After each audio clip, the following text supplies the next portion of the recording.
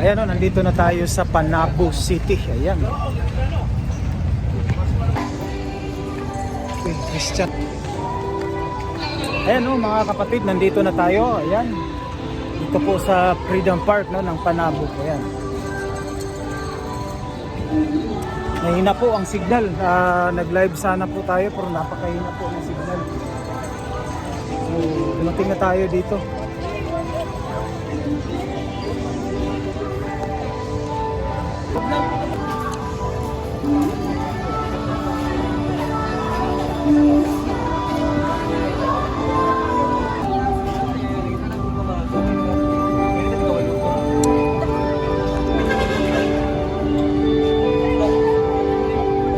Bye. Bye.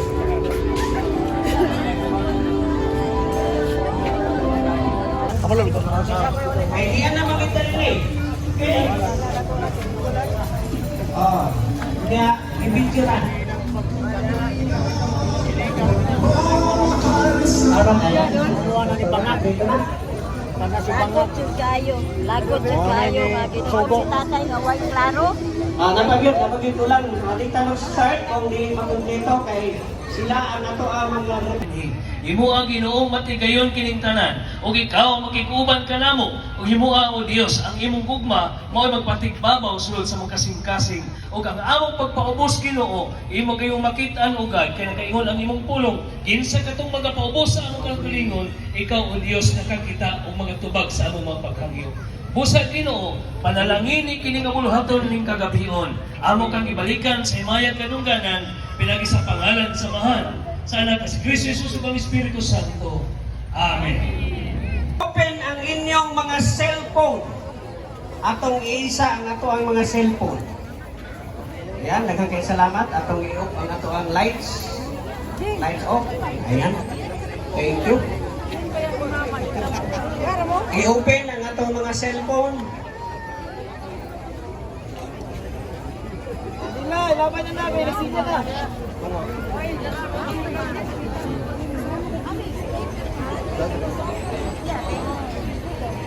Ayaw ninyo patya ang atong mga kandila o ang atong mga cellphone until such time mahuman ang atong mga pag-ampo. So isipan ninyo mga kaigsunan, kining mga pag-ampo, imo kining pag-ampo ngadto sa atong buhay nga Dios, nga atong ipaabot ngadto kaniya o panghilaot kita nga dunggon sa atong buhay nga Dios ang tanan ng mga pag-ampo. So atong pagasugdan.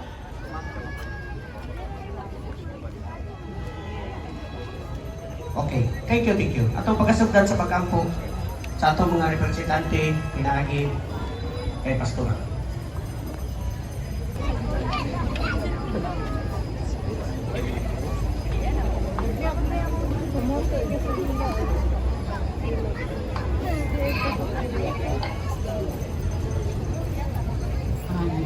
Let's pray.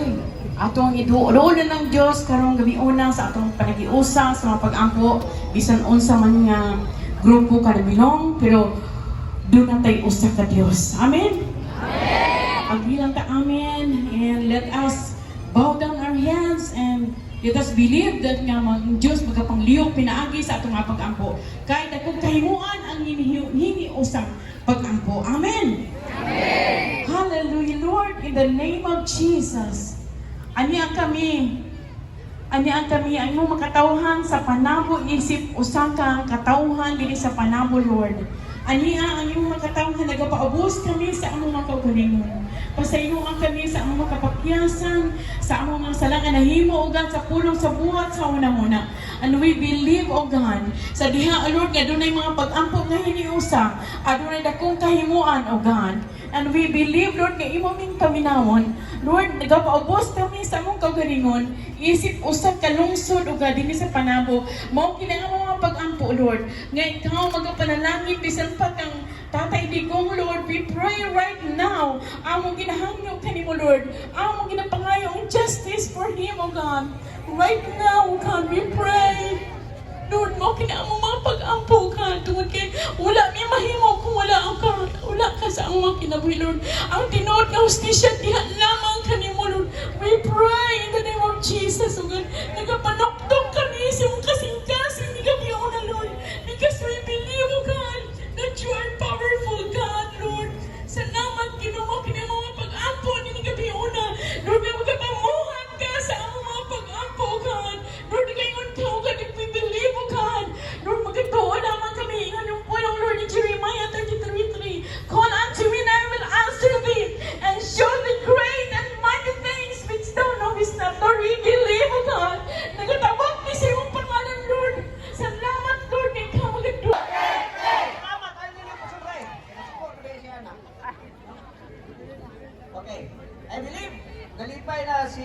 tigong karon. Ay mana ang atong kagool kagahapon, kagabi, daghang mga katawan, mga kaigsunan gaway tulog. Pan dili naka-adjust na no? Naka-adjust na katungod kay doon tayo Diyos nga atong gisaligan, doon tayo Diyos nga tinubyanan sa atong mga kagool, mga kaiboos. So, doon tayo pagkatanawon, nagkiandam ni Sir Aling. Hindi kayo, no? Interview ba yun?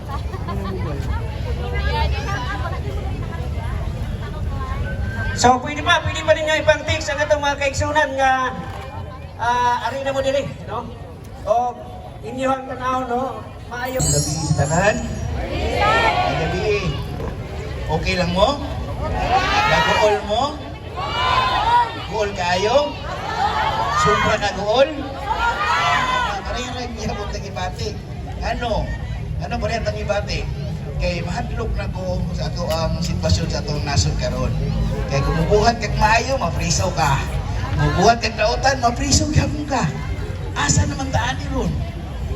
Di ba? Mura kong kahadlukan. Kung wala na gani pag respeto sa balaod ng atong mga opisyalis, sana siya sa kong kahadlukan.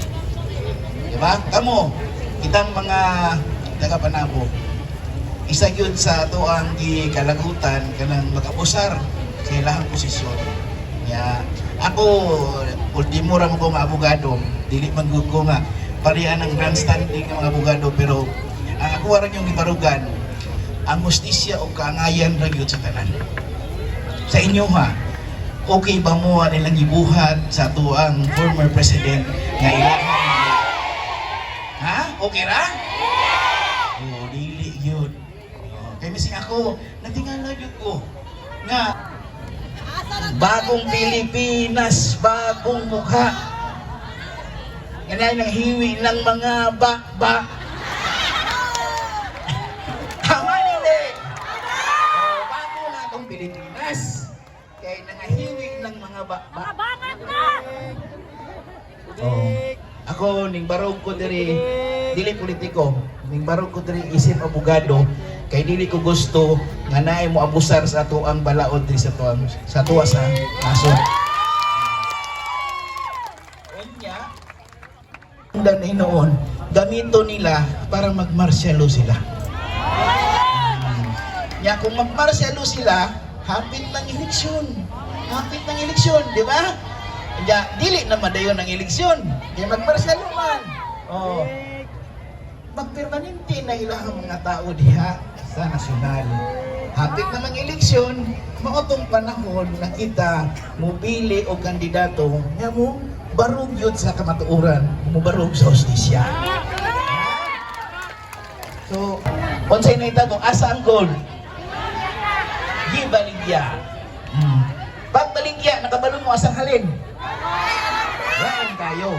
Ang tag-iya sa gold, katauhan sa atuang nasod Pilipinas. Pero ang problema, huwag nakabalo asa na ang tuang halin. Oh. Yasa. Sila'y nag-ingon, dili ako. Gibalit ng pulburon. Dili ko ako ha. Karon, unsa pa?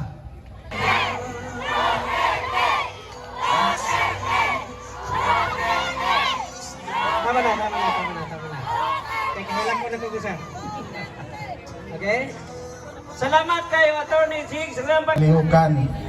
Kitang tanan nasayod man gyud sa kahimtang nato karon. Sumala sa ato ang nadungog ganina sa mga pag-ampo gikan sa mga nagkalain-laing representante sa ato mga kasimbahanan.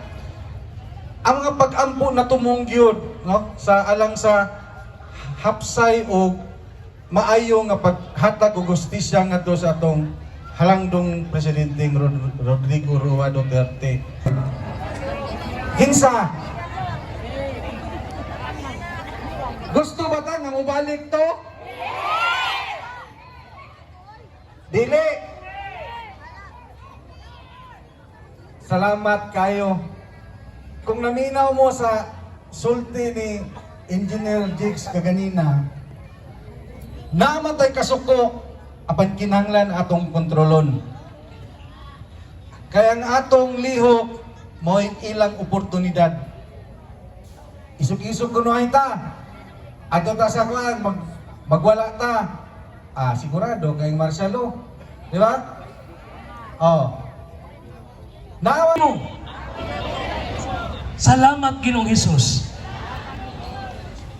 Ang Biblia nag-ingon, ang taong magpaubos, pagapatalinghugan sa Dios. Ayaw huna-una akong sa imong relihiyon. Nag-usa ta karon tungod kay nangayo ta justisya. Nanuoy ta sa atong amahan sa atong nasod. Imagine, dating presidente gipahigda na lang sa bangko nagtanaw og dili lalim.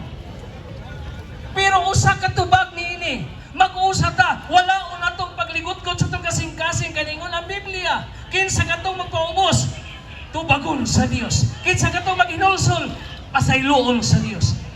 So karon ni kagabion igsoon, manguli ta human ani tayong programa. Ayaw na kaligot-got kundi pasalamating Ginoo nga ang Dios magapamuhat sa atong pangulo. Dili ingon sa ngalan sa politiko ni kagabion. Kay kung magsigit ang hunahuna ng politiko, dili na siya mulungtad igsoon, mula bayaran na siya.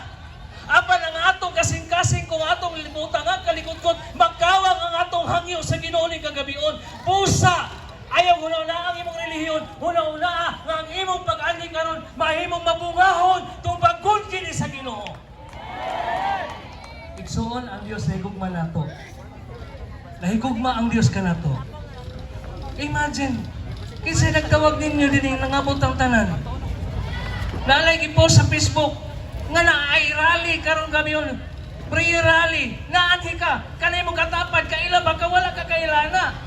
Pero ang tunog naman, nangayon tagusisya. So karon ayok sayangan ni kagabion, tuuhi, muuli kang magmalipayon, mapasalamaton sa Dios. Atong palakpakan ang Ginoo mga igsoon. Ang Dios na higugma ka natong tanan. So paingon ta, Ginoo salamat sa tubag sa among mga pagampo. Ang tanan, Ginoo salamat sa tubag sa among mga pagampo. Palakpakan atong magkusugan Dios. In the Lord, ang among amahan sa nasod, tagaay may panglawas karon. Tanan ba nangandoy may panglawas? Na may mga tao sa atong nasod karon naglakot niya tungod kay dunas lain-lain pagbati. Ato po nang iyang po sa Dios, nahupayon ang ilang pagbati. Ayaw tugbangi sila. Kay kung ato sa tugbangon, makawang ang imong pag-anhi karong kagabi una. Tama ba?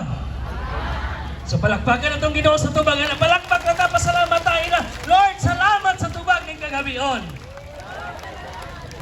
Ang Diyos magapanalangin sa tanan igsoon, may gabi sa tanan.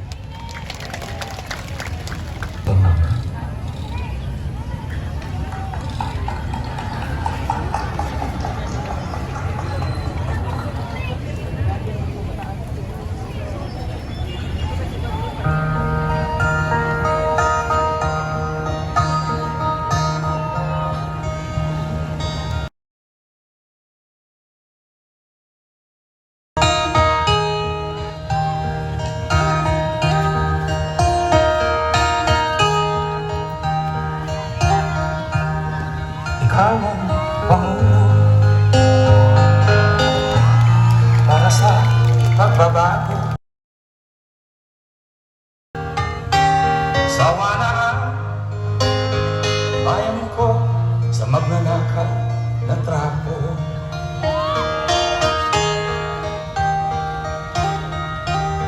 Madilim na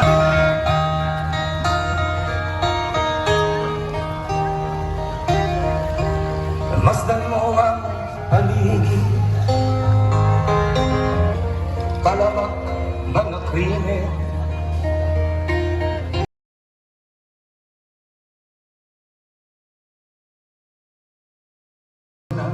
Mapigiliran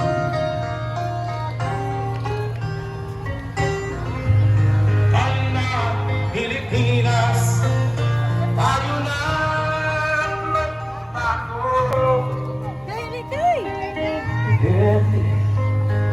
Para sa tunay na pagbabago.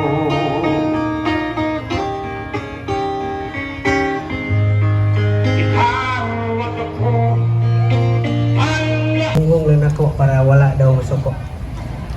Yung saba. Mensahe gikan sa nasyonal para ato ipabot agi o dokumentary. Ihangyo na ko ang tanan unya. Munindog ta niya atong isinggit ang Duterte. Uy, hindi, ay saba. Duterte sa pinakakusog. Pwede ba? Ihangyo. Munindog yung tanan. Salamat. Those ready, go!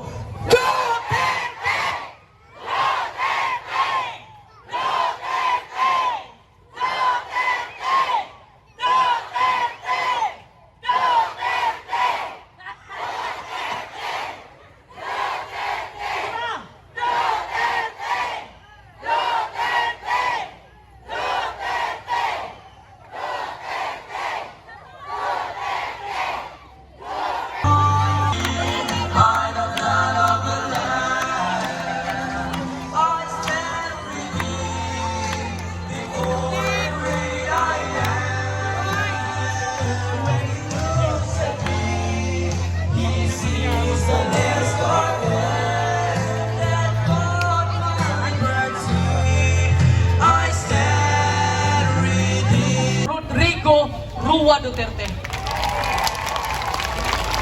Sa panahon nga wala pa nakampanya si former president, ang iyahang panawagan nga kumo inani lamang.